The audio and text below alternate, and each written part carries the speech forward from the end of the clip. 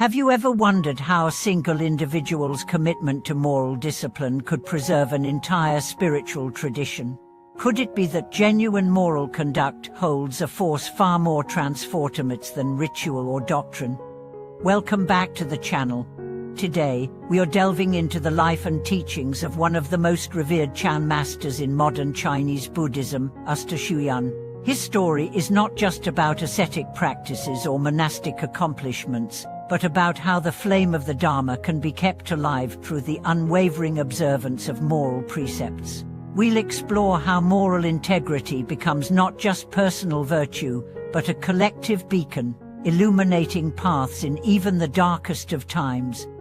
Imagine a decaying temple, roofs collapsing, walls blackened by soot, the scent of incense law faded.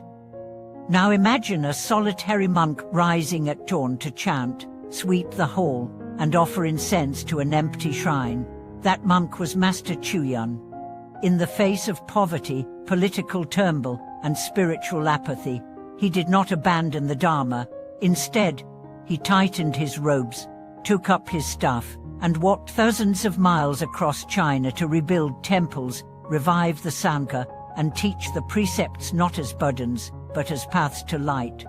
What did he believe in so deeply that he could devote decades of his life in such solitude and adversity? The answer lies in a single conviction: moral discipline is the backbone of awakening. Without it, all rituals, chants, and meditations collapse into performance. With it, even silence becomes sacred. Let us journey through time and explore the philosophy, life experiences, and lasting impact of Master Xuyan's precept-based practice, and how we can embody these teachings in today's chaotic world.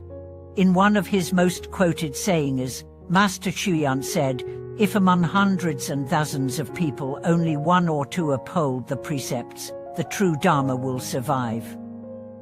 This isn't hyperbole. In Buddhist cosmology, the precepts are not just rules, they are energetic boundaries that preserve purity in a world driven by desire, aggression, and confusion.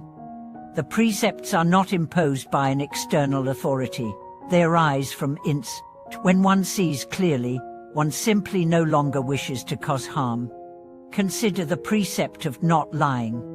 On the surface, it seems straightforward, but in modern society where half-truths are a survival mechanism and image often overrides integrity, this single precept becomes a radical act of resistance. Imagine a workplace where every word spoken was aligned with conscience. Imagine politics shaped not by manipulation, but by honesty. Upholding truth becomes a form of spiritual activism. Master Xuyan didn't just talk about precepts, he embodied them. There are countless stories of him traveling barefoot through harsh winters, enduring physical abuse during political purges, and rebuilding monasteries brick by brick, all while refusing to compromise his vows. He once said, "Precepts are the eyes of the path. Without them, we are blind even if we walk with fervor." This is not discipline as punishment. This is discipline as liberation. By adhering to moral guidelines, we carve out inner space where the mind can rest. Each precept becomes a guardrail preventing us from falling into chaos, both internal and external. And like all powerful practices, it begins in the simplest of actions. Picture the daily routine of a monastic living under Xuyan's guidance. Rising before dawn, the bell rings softly in the courtyard. Feet shuffle toward the main hall. Chants echo in unison. Bowing, walking, meditation, silent meals, all wrapped in an atmosphere of mindful reverence. The rules are clear, but they do not suffocate. Instead, they create a rhythm that aligns body and mind with the Dharma. Such discipline turns time itself into a path of awakening. But Master Xuyan's vision was not confined to monasteries. He believed that lay practitioners too must uphold moral precepts if the Dharma is to survive. He often warned of a time when temples would become empty and monks would forget the Vinaya. His solution: reinforce the precepts at the grassroots. In family life, in business, in politics, he urged his disciples to be living examples of ethical clarity. In fact, he once instructed a group of lay entrepreneurs to adopt a code of truth in profit: no cheating, no labor exploitation, no environmental harm. Some resisted, citing market competition. But those who listened reported something unexpected. Though initial profits were slow, their businesses gained reputation and customer loyalty. In the long run, their integrity outpaced greed-driven competitors. This is karma in action, not in some future life, but here and now. One of Master Xuyan's most profound insights was his emphasis on the internalisation of precepts. He taught that outer restraint is meaningless without inner transformation. For example, one may avoid drinking alcohol, but if the mind is addicted to distraction, the spirit is still intoxicated. Real discipline, he said, begins when the heart prefers clarity over confusion. It is not about restriction, it is about resonance with truth. His disciples tell of how he could sit unmoving for days in meditation, his breath so still that a feather placed before his nose would not flutter, and yet, when he rose, he would sweep the floor, tend to the sick, and listen patiently to even the most trivial complaints. His compassion was fierce, but his boundaries were firm. If a monk broke the precepts, Xuyan would not scold, but would ask them to reflect in silence, often for days.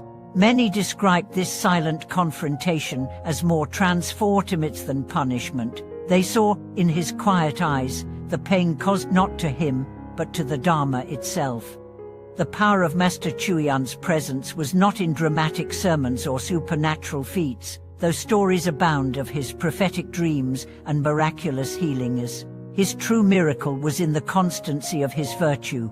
He was the kind of person who, when he entered a room, brought a hush, not out of fear, but out of reverence. Even the most skeptical warlords and the most cynical government officials found themselves bowing before him, not because he demanded it, but because he represented a rare convergence of purity and wisdom that silently demanded respect. During one particularly difficult period, Xuyan was detained and tortured by soldiers who believed he was harboring political fugitives. Despite the beatings, despite being deprived of food and sleep, he refused to utter a single word of hatred or complaint. When released, he simply returned to his monastery and resumed sweeping the floors. When asked why he did not protest or seek justice, he replied, "My precepts are my justice. If I lose them, I lose everything." This clarity and firmness in holding to the precepts inspired a generation of practitioners to return to the heart of the Dharma, not the outer form of rituals, but the inner essence of moral and mindful living.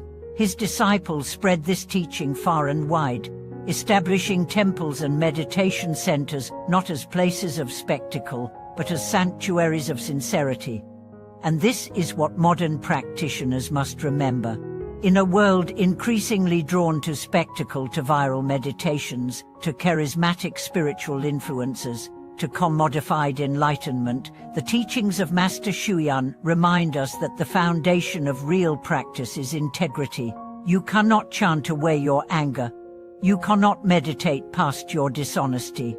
You cannot purchase peace if your actions are rooted in harm. To bring these lessons into the present day, consider how we might apply the essence of Xuyan's teachings in our everyday life. Start with speech. Can we commit to a day without gossip, without exaggeration, without passive-aggressive sarcasm? Such a practice may seem small, but it cuts straight through ego's defenses. Or consider consumption. Can we eat with gratitude, taking only what we need? Can we buy only what serves, and avoid wastefulness? Can we give away what no longer nourishes us? These are not just ecological questions, they are spiritual inquiries. And then there's the discipline of presence. In a world of constant distraction, it is a radical act to be fully here. To put down the phone when a child is speaking, to listen without mentally composing a reply, to breathe before reacting. These are the modern precepts not new rules, but ancient wisdom adapted for our age. What made Xuyan's discipline so effective was not just his individual strength, it was the way his integrity became contagious. Those who came near him began to want to live better. His presence awakened something primal in others, the desire to live a life free of regret. There are stories of thieves who, after a brief encounter with Xuyan, returned stolen goods and sought refuge in the Sangha. One notorious bandit, after attempting to rob a monastery and encountering the old master in meditation, was so shaken by the stillness in his gaze that he fell to his knees and wept. "I've never met a man who had nothing," he said, "and yet you have everything I've been searching for." This is the paradox of spiritual wealth. Those who give up the most gain the deepest treasures. Xuyan didn't preach renunciation as suffering. He taught it as freedom. But to let go, he often said, is to finally see what you're holding that was never yours. In his later years, Xuyan was asked by a student, "Master, how can I know if I am truly keeping the precepts?" But he replied, "If your presence brings peace to animals and children, you are close. If your presence brings peace to your enemies, you are keeping them well." His wisdom penetrated far beyond the Buddhist community. Local villages, regardless of faith, would seek his advice on disputes, marriages, and community crises. He never imposed the Dharma, he lived it, and that silent transmission did more to propagate the Buddha's teachings than any book or lecture ever could. As we continue to explore the life of Master Xuyan, let us not reduce his legacy to a list of spiritual achievements. Let us instead receive it as a challenge, a call to integrity, to discipline, to service. He walked across a wounded China, often barefoot, simply to be a living reminder that the precepts are not chains, they are keys. Keys to inner stillness, keys to social harmony, keys to collective awakening. If you're wondering where to begin, don't wait for a monastery. Begin where you are. Let your home be a temple of truth. Let your workplace become a field of compassion. Let your words carry the weight of sincerity. This is how the Dharma survives, not in ancient texts, but in living beings who choose every day to uphold Dharma. Thank you for watching this video. If Master Xuyan's story has inspired you, if you feel moved to apply his wisdom to your own life, please share your reflections in the comments below. Let's cultivate a space where discipline is not feared, but cherished as the seed from which all true freedom grows. Don't forget to like, subscribe, and hit the notification bell so you won't miss our next deep dive into the timeless teachings that awaken the heart.